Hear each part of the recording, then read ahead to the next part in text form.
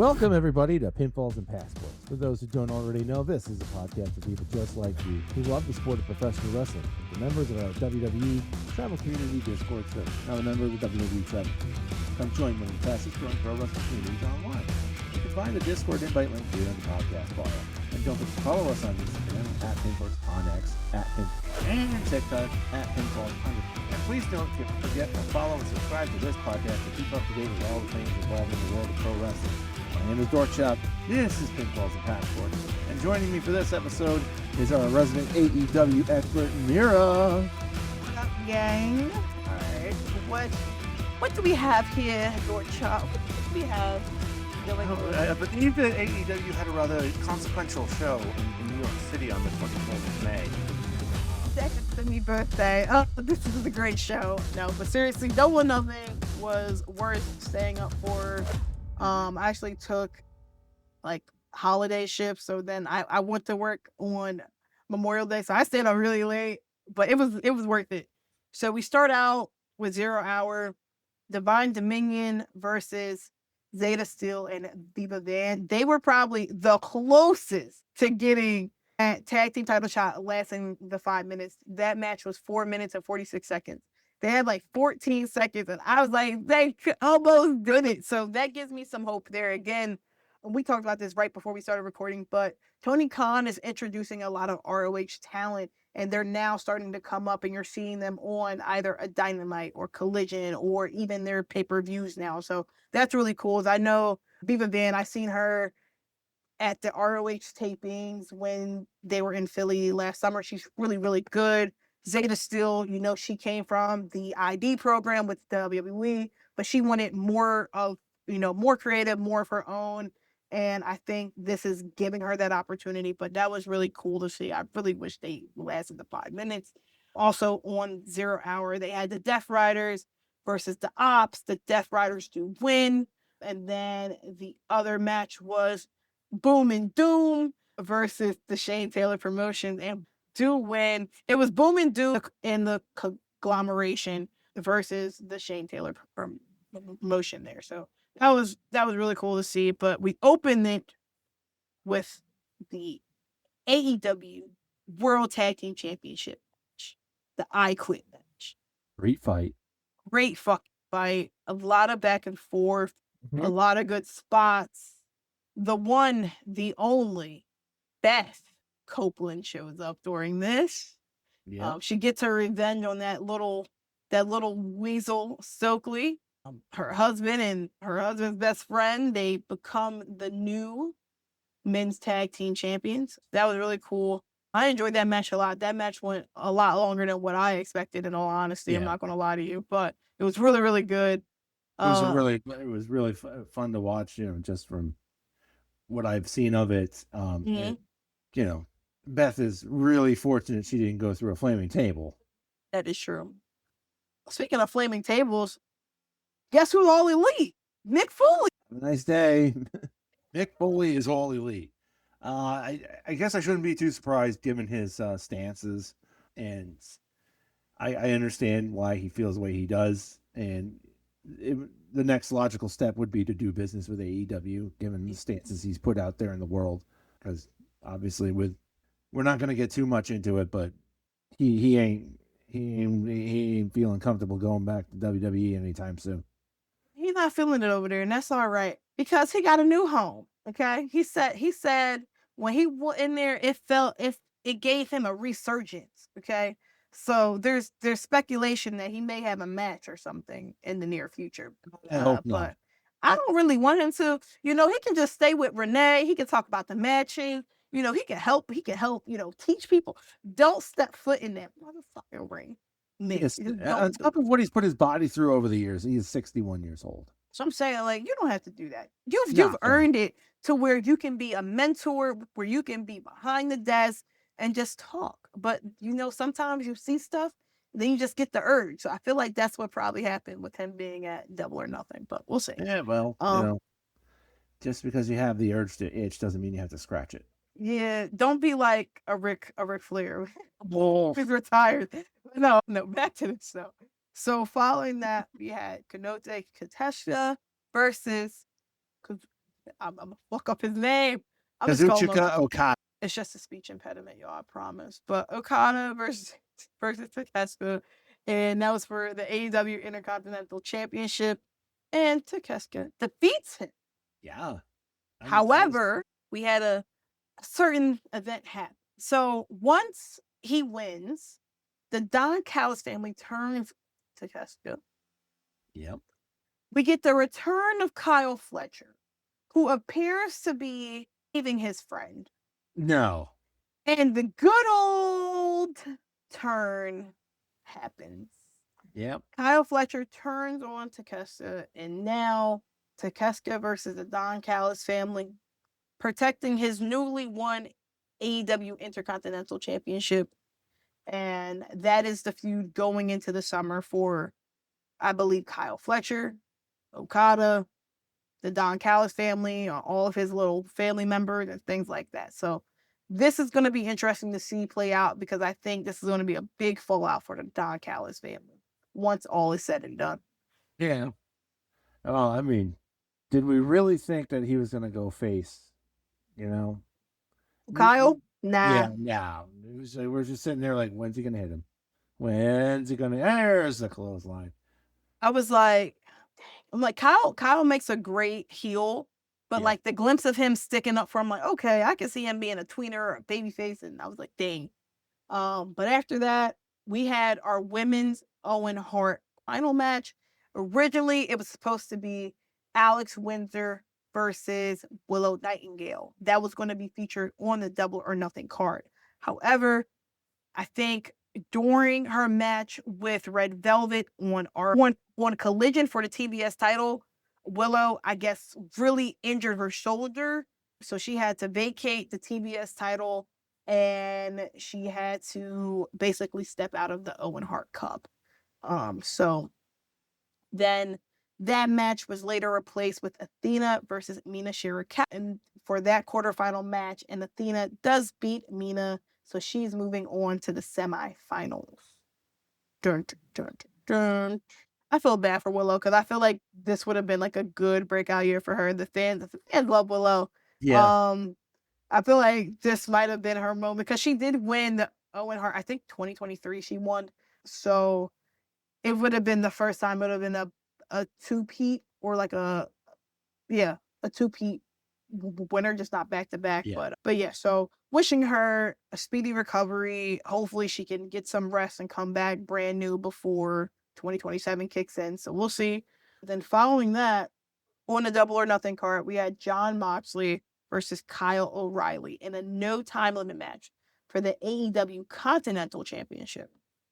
Yeah. Yeah. Kyle O'Reilly had previously tapped out Jon Moxley twice in 2025. It's 2026 now, so. So Moxley had the chip on his shoulder of basically, Riley tapping him out and things like that, and him wanting to get that back. And he had this this promo or this segment where he was just like, I forget, he said something to Renee and it clicked with me. I forget, it's been like 3 weeks at this point, but it was something like, he can't get them all type of thing. And I'm like, okay, I see where you're going with this, John. And then he does beat Kyle O'Reilly with a submission, but that was a really good match. And obviously, with it being the Continental Championship match, there's no one at ringside, so there's no type of interference or anything like that. So that was good there. And then our one of two men final matches for the men's Owen Hart Cup was Will Ospreay versus Samoa Joe, which Will does beat Samoa Joe, so he is advancing to the semifinals. And then our next men's Owen Hart Cup quarterfinal was Swerve Strickland versus Bandito. And honestly, that was probably my favorite match on the card. But Swerve Strickland does take that win. He is advancing as well. Guess which match was my favorite? The one I'm about to bring up, Thekla. Yeah, Thekla versus Jamie Hayter, Chris Statlander, and Hikaru Shida for the AEW Women's World Championship. I thought the match ran a little short, but it was really good. Thekla does retain. Retains over 3 dumb bitches. She did do that. But Jamie Hayter is still very persistent on going after that belt. Shida and Statlander are also in their own little feud, which I got to see their match live. It was fucking awesome. And then we had the Stadium Stampede match, which was a fucking clusterfuck. Oh, But it this was is my favorite match of the night, actually. Was it really? Okay. So this was a fucking clusterfuck. So it was Jericho, the Hurt Syndicate, the Elite, versus the Demand, and Mark Davis and Andrade and the Dogs. And that match went 31 minutes, I believe. And Jericho and team win. But it was really entertaining. They had great spots. Some of the spots you didn't even see on TV. You've seen it on like Twitter or like social media and things like that. But it was a really fun match though. I can't admit I thought it was a lot happening, but Yeah, it was valid. 14 participants is a recipe for chaos any Yeah. day of the week. And just, a bunch of seasoned pros like we had here, and great comedy spots like when Luther showed up. Stadium Stampede was everything you needed it to be. And it kind of definitively, for me, ended the rivalry between Jericho and Ricochet. At least it should have definitively ended the rivalry. Bald. He goes to one ball to another, and we'll get into that. And then the main event, MJF versus Darby Allin, in a title versus hero match for the AEW World Championship. MJF does defeat Darby Allin, becoming a 3-time AEW Men's Champion. He did not lose his luscious hair. And of course, he beat him with a headlock takeover. Get Yes. a new joke. But he did do that. And then we had a heel turn at the end of the show. Kevin Knight comes out and attacks Darby Allin. Dunt. Legit, no. I mean, we weren't teasing this for weeks on end. Remember what I said a few weeks back? Yeah. Which one of them was going heel? Didn't I call it? Yeah, you did. And I was like, nah, they can't do that right now. And they just waited. They waited to do it. And it happened. Yeah. And plus, which the easiest way to get over as a heel is to attack Darby Allin. Yup. Easily. And then face. after the great show of Double or Nothing, they said, let's stop in Philly. And I said, y'all stopping in Philly? I got to be there. So I was there live for this, but it was a 3-hour special. And it was actually really fucking good. First, there was a match between Jericho and Ricochet. God. But Jericho does win. And then he's now going to be in a rivalry with another bald person, Tommaso Ciampa. So that is his route. Ricochet, I guess, is TBD at the moment. But that is Jericho's next feud with Tommaso Ciampa, which I did love that Ciampa had a list of 1,004 reasons that he didn't like Jericho. That was a good callback. So I'm like, I see. Arm bar. So I was like, all right, cool. And then JF he had his celebration for his third AEW championship win, but then Mark Briscoe does come out and demand a title shot.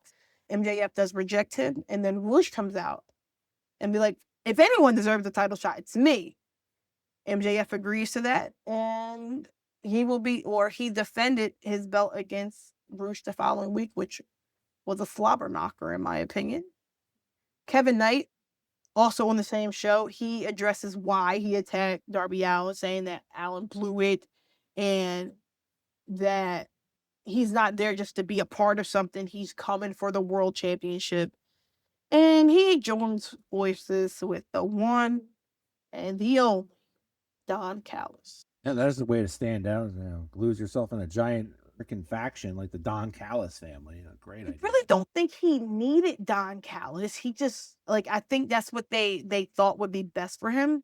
But I'm like, he can get over. He can talk on the mic, but I don't really understand why. But we'll see what happens there. But with Kevin Knight, he now has to look out for Speedball. The Speedball is like, dude, you didn't have to do any of this. Yep. And he's coming for that TNT belt. And we'll get into it. But I think Speedball will be taking that belt from him pretty soon. We'll see. Yeah.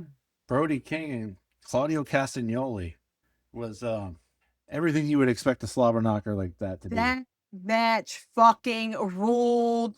That match ruled because they're both big boys. Even though Claudio's a little bit leaner, they were both going back and forth. Didn't matter. To see Claudio go the way he does now, especially too. I mean, because he hasn't slowed down. Nope. And the fact that he hasn't been a world champion in either place is kind of crazy to me. But Well, he was the Ring of overall, Honor champion. That counts. yeah, but I'm talking about like world champion at AEW. Like he has the potential, but I don't know what it is about him that's not clicking. They have a superstar named Cesaro. What?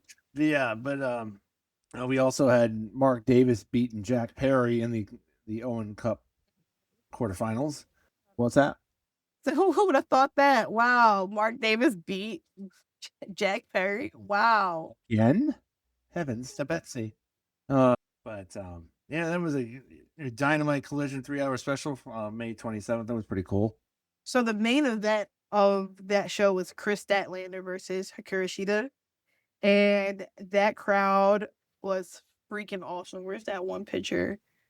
It was she the baddest around. I don't know if you'll be able to see it here, but it was like she's the baddest around. Or she's the best around. And like that was a sick picture. And it was really cool to see. But that match, I think Hikaru Shida actually rolled over Chris Statlander's hand with a bike. Don't know where she found the fucking bike. But that was a crazy ass match. Chris Statlander does win. I don't know if that ends their feud, but it was a really good match to see. Yeah, no, it was. Yeah, I brain farted. No, you're good. And I think Chris actually got cut open during the match. I think her back was bleeding. Her back was bleeding during the match. But no, it was. I enjoyed that show. It was worth the 3 hours, in my opinion. I really did. I had a great time going there. Damn. We've had a lot of AEW action the last couple of weeks, have we? Oh, hell yeah. And then, okay, so the next Dynamite. Oh, no. My apologies. We had a collision right before that. So we had a collision that weekend on May 30th. So the conglomeration beat up the Don Callis family to retain their World Trios Championship. To gain his Intercontinental title against Daniel Garcia. And then the Don Callis family attacked Takeshita, which, oh my God, who would have thought? Exactly. So while that's happening, the Shane Taylor Promotions set their sight on the Death Riders and Jon Moxley. So that's starting a new feud for them. And this is bringing up an ROH talent up to Collision, up into the Dynamite. So I feel like a lot of people haven't seen Shane Taylor promotion unless you're watching ROH regularly or you see them at an indie event. But they're a really good faction. I think they have a lot of charisma, and I think we're going to start to see it a lot more. So I'm glad this is happening there. Excuse me. But we had Dynamite on June the 3rd, which Smooth actually attended. He was right behind the commentators. I don't know if anyone's seen him, but I watched it when I got back from vacation. I said, I see you during that match. So that show opened up with MJF versus Roosh for the AEW Championship match. And it was honestly an amazing match. They had a table spot. I think Roosh got MJF through the barricade. Like, it was a really good match. Yeah. As you know, MJF retains. And you know what? It's like, okay, all right. Following that card, you have Mark Briscoe versus Lio Rush. Mark Briscoe does win, and he delivers a great promo about, you know, his late brother and how, you know, he always just was like, he got family now within the conglomeration. He felt a little lost, but his sights is set on a title shot, and he hates MJF. He called MJF a whole bunch of names. I know that, but his sights is set on that title shot. And then we had, you know, I have to sit up for this one. Then we had Alex Windsor out there. We know, but there's a mystery wild card since Willow Nightingale has been injured, and, you know, figuring out who it's going to be, you know, wrapping our heads around. Who could it be? Who could it be? Some people were saying Kairi Sane. Some people were saying Jamie Hayter. And I'm like, if you do that, then you're breaking up the Brawling Birds. Like, because then you're putting fuel to the fire between them two. I'm like, I don't know about that. Some people said Julia Hart. I was like, I don't know about that either. but it was none other And the obvious than, answer. than the CEO, Mercedes Moné. I just sat there and I watched the match twice. I rewinded it after she won and rewatched it twice. I just had to make sure I was watching the match. But no, I think it was a really good match. Unfortunately, Alex Windsor doesn't win. She had to eat that L. I'm so sorry, Alex, but Mercedes Moné is back. She's better than ever. She had a 6-month break, and she's coming for that belt. She's coming for that belt. The big one, huh? She's coming for the big one. Yeah. Yeah, I can see it happening, especially with Thekla gaining momentum. That could be a fun match. Yep. And then also on that card, you had Kevin Knight versus Speedball for the TNT Championship. And Kevin Knight does retain, but I feel like we're not done with that yet. Oh. We're far, far from over. Like I said prior, I think the end result is Mike Speedball becoming the TNT champion. See, we're about as done with that as we are with Leo Rush talking like Smeagol. Leo Rush is an interesting character. I think he's starting to get over, so I think he's happy. I think AEW's pretty happy with him. I'm not the fondest of his little stick, but we'll cross that bridge. The black mist and all that stuff is like a little annoying, but you're just watching him like go around the ring on all fours, like running around like a little. It's amusing.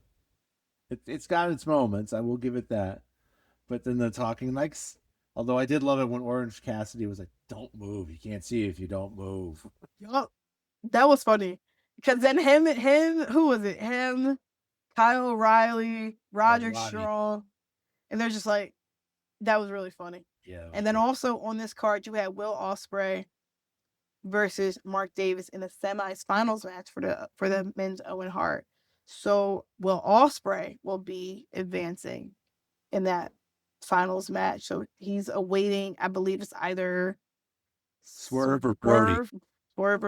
Yeah, I'm very excited for what this is going to come to. And it just happened yesterday, so we know now, but I'm super excited. But that was last week's Dynamite. And then this past collision that just occurred, you had the Divine Dominion in the conglomeration successfully defending their titles. And in the main event, you had Hazuki versus Persephone for the women's Hart semifinals. And Hazuki does beat Persephone. She's going to the semifinals where she's going to meet Mercedes Moné. And Mercedes didn't wait. She did not wait. She came out and she started beating up Hazuki, and that closed out the show in chaos. And it's just like, all right, that match will be next week on Dynamite, I believe. So we'll know who's going to the finals. Seen a Hazuki get beaten this badly since I played Shenmue in 2000. Nobody. Damn. But no, I'm excited to see what happens. My pick would be Mercedes, but they could switch it up and say, Hazuki, no, you're going to the finals against whoever. And I call don't it know a how day. to go with anybody but Mercedes Moné at this point. That's what I'm saying. You have to go with Moné. She's money. She's money. The money. But, she prints money. But no. That leads us to our most recent Dynamite that just occurred yesterday, June 10th, 2026. So remember how I was saying that there was like conflict with the Shane Taylor promotion and the Death Riders? Well, as you know, Jon Moxley is from Cincinnati, Ohio. Mm-hmm. And Shane Taylor's from Cleveland. So it was like the battle of the Ohios with that match. But loser has to eat Skyline chili. It was Jon Moxley versus Shane Taylor for the Continental Championship. So I was like, okay, that's pretty cool. And post-match, Taylor basically blindsides him. And Charlie Bravo, one of the members in the Shane Taylor promotion, hands him a belt. And he starts whipping Jon Moxley with like a regular belt. It's kind of fucking crazy. So you already know this is going to be a feud that's going to extend out to at least Redemption. It may go into All In. I doubt that, but at least to Redemption pay-per-view. So we'll see. Yeah. Nice to see Moxley doing something different here, putting over younger talent. Mm-hmm.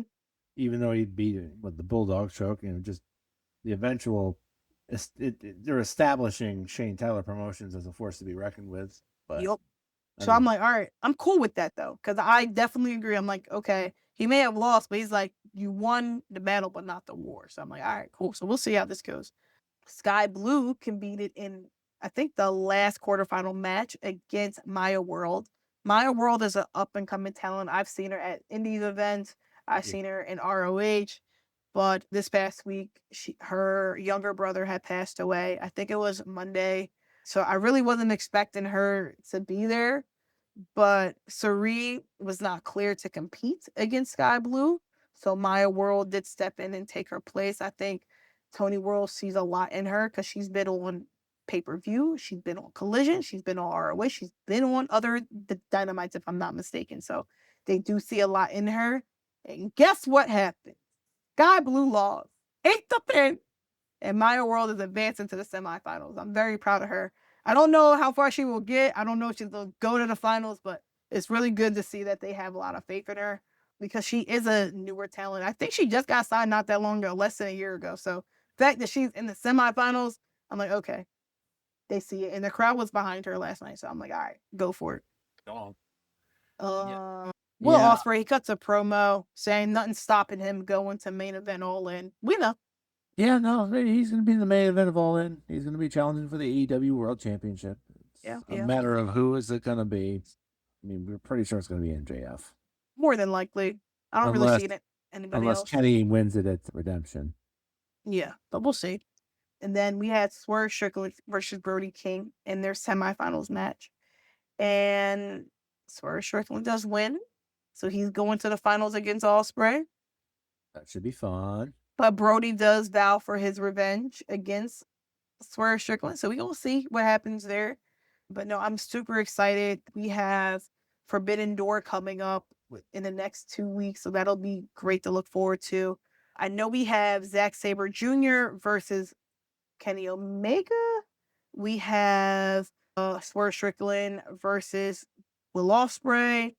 Thekla versus whoever Stardom has to offer, which I think it might be Sari if I'm really feeling spicy. I think Sari, if Sari is cleared before Forbidden Door, it might be her.